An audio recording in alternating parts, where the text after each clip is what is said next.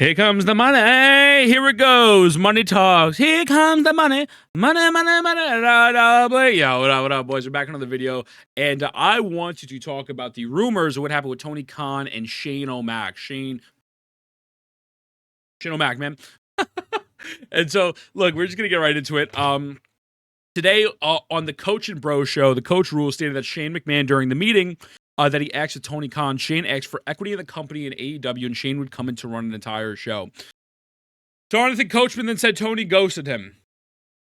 Now, what do we think about this off rep, right? Like, what are we feeling? So first, I want to say that I honestly thought that the Death Riders storyline was going to involve Shane, and I feel like if it involved Shane as the higher power, I'm going to be honest with you, I think that would have been 1,000% better than whatever we're doing now, because I really think right now it's insufferable.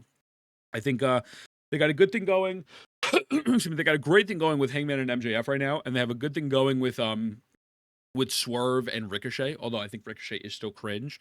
It's still, they're still killing it right now. I'm not going to lie to you. You just got to be honest, although Ricochet's kind of weird on the mic. I think Shane joining the company and giving a different perspective, I think it would have been good. I really do. I think Shane would have been able to provide something. I'm not going to sit here and pretend like Shane was going to save, oh, hell, Shane McMahon. I don't think he would have saved the company or anything like that, right? But I do think letting Shane, let's say, take over Collision or Dynamite, well, not Dynamite. I mean, Dynamite's Tony Khan's child, but they would take it over Collision or ROH or something. I feel like couldn't really be a negative, right? You're writing 2 to 3 shows weekly, right? I guess 3, right? Technically. And letting him come in, I think, help bounce ideas off of you and also just be able to give their different perspective. And especially from a perspective from someone who watched their father, whether you like Vince or not, I'm going to be honest, he's the greatest promoter of all time, able to just kind of like push a different idea, right? And so I really think that it would have been good. I don't know about the equity in the long term. I don't know why he would say that. I will 1,000% defend Tony Khan right now. I try to be as unbiased as possible. I could easily say why he turned this down. There is no reason for him to give equity to Shane. Shane is rich. Shane is rich. Tony Khan is rich. Having equity in the company, I think, was a little silly. But also, I think you could have viewed it as him saying, listen, if I'm going to do this, I'm going to commit. And by me joining AEW, that means, listen, that cuts every single tie with the WWE. Although, you know, wrestling never say never. I do want to have some sort of security from this. And I get it, but also, like, you know, it's a little interesting. So if we look here, to add on, here's my take on the situation. Comments made by Coachman. I believe there's some truth to the idea that Shane asked for equity.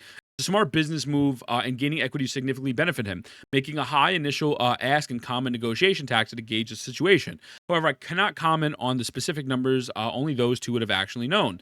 Tony Khan publicly stated his desire to keep AEW private and pass it down to his children. I'd be surprised if he's willing to give it up any majority equity, which, by the way, I don't think Shane would need a lot of equity at all, but whatever. The part I find hard to believe is Tony ghosted Shane after meeting. Based on my interaction with him and what I've heard, the others don't see this as accurate. I don't really care if he ghosted him or not, to be honest with you. I'm just kind of curious as to why he wouldn't, because I understand why he wouldn't, but I feel like they could have at least had some potential conversations of, hey, what we could have done. I don't want to see Shane in the ring. We don't need to see Shane in the ring jumping off of a skyscraper, and I'm sure that's probably something Shane would have wanted to do, you know, because I mean, listen, wrestling is an ego-fuel-driven sport, and he thinks he can go, and then he did he did like a split, fell on his leg, you know, hurt his knee at Mania, right? So I'm sure that's probably would have been a negative about this, but I would have been just curious if Shane would have been like, sat down, apparently they're also reporting he wasn't too familiar with their product, but sit down and gives his own layout of like, hey, I would do X, Y, and Z. And then after that, you can kind of gauge it off of that as opposed to just kind of throwing it out the window. I mean, maybe they did have those conversations, right? I mean, we don't know. None of us were there. But I do think that the smartest decision would have been like, okay, what are your thoughts? Like, let's say if we do this tomorrow, do you have an idea? If you don't have an idea right now, give you like a week or two, what do you think we could possibly do? Because they're struggling. Their ticket sales are struggling. They are profitable because of the TV deal, but everything else is down metric-wise. You haven't seen the title in 3 or 4 or 5 months, and I think that's, first of all, just a massive L for the brand. This Jon Moxley Death Riders thing is really bad. Like, this is not good. Adam Copeland is fighting for the title in the main event on pay-per-view. I don't know why. Jay White's probably just going to turn on him, and then he'll put Jay White over and say he did something nice for young talent. It just feels stupid. Like their focal point feels extremely weak. There a lot of the talent that had potential.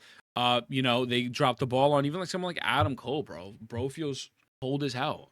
And so yeah, I think it's cool that we could fantasy book and kind of figure out what maybe he would have done. But yeah, it kind of sucks. It kind of sucks. I would have loved to seen something different because I do think AEW needs something different. I genuinely do. I'm not saying get rid of Tony Khan, but for God's sakes, they need something. That being said, let me know what you think. I'll see you in the next one. Mwah.